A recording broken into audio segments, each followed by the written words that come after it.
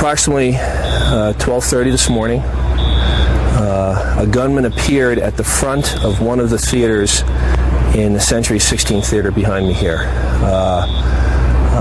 Witnesses tell us that he released some sort of canister. They heard a hissing sound and that gas emerged. And then we know that the gunman opened fire. Now, I'm saying the gunman because as of right now, we only know of one gunman, okay? And we have no evidence of any additional shooters. Police officers responded and found the gunman in the back of the theater, outside in the parking lot near a car, in possession of a gas mask and at least a rifle and a handgun. There's at least one additional weapon was found inside. The shooting apparently went on for some time.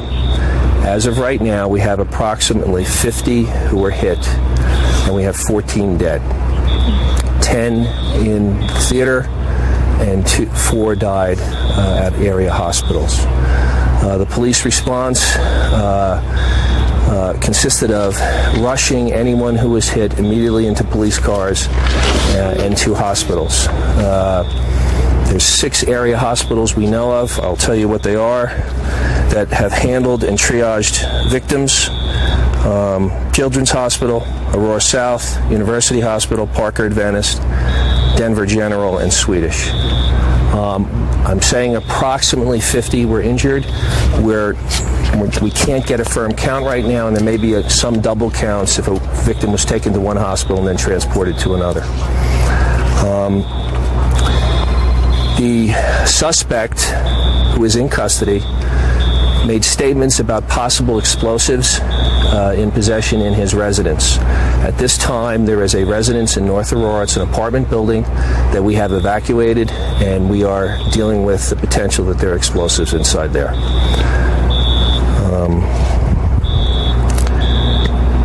We're also concerned about explosives in the parking lot, hence the parking lot is completely sealed off. We have all the area bomb squad teams. We've had wonderful support from all our law enforcement friends, and we're just, as a precaution, checking all the cars in the parking lot for explosives. That will go on for quite some time. The theater is secured, and I imagine the forensic work and the handling of the deceased inside the theater will go on for some time. On behalf of all of Aurora, and this is a horrific event, our hearts go out to the families. We have mobilized the witnesses that we could get our hands on to an area high school where debriefings are underway. Witness information coming into us. Obviously, anyone who's seen anything, we really want their assistance to notify us. All right, I will take a handful of questions. In terms of a more thorough brief, we're shooting for 11 a.m. this morning. I don't know where we'll do that, probably in an Aurora facility. So we'll give a more thorough update around 11 a.m. this morning. We will not do anything between now and then.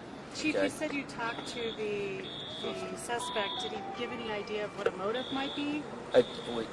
The only thing I will tell you is he made a statement to us about explosives in his residence, and we are dealing with that potential threat right now. Beyond that, I have nothing more to say about what he said to us. Chief, can you say anything about a search for a second person? There were a lot of reports there was someone else involved. We have not been able to confirm that. We have no evidence to support that right now, but we are obviously very concerned about that, even the possibility of that, and we are working that angle right now. But as of right now, we have no evidence of a second gun. Chief, witnesses were saying that the bomb seemed like a smoke bomb that wasn't necessarily an explosive. Do you know what that was? As I said, what we know is that there was a hissing sound and there was a release of some sort of smoke. Okay, and that's all we know right now. The neighborhood where you're searching his home, have you had to evacuate neighbors? We evacuated the apartment building. Can you explain where that is? It's in North Aurora. He's in custody, right? We have a suspect in custody, yes.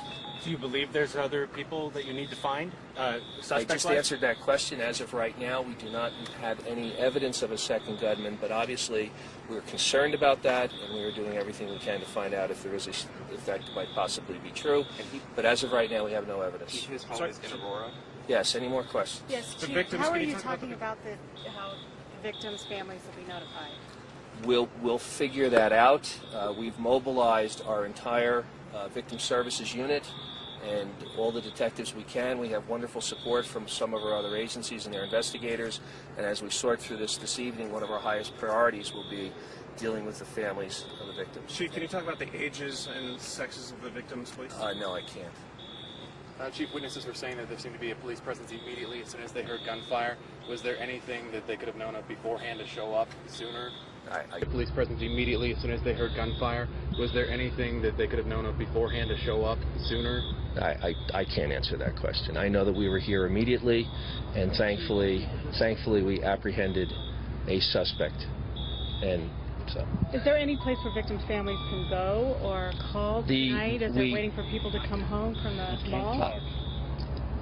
The witnesses who were not injured that we know of are at Gateway High School.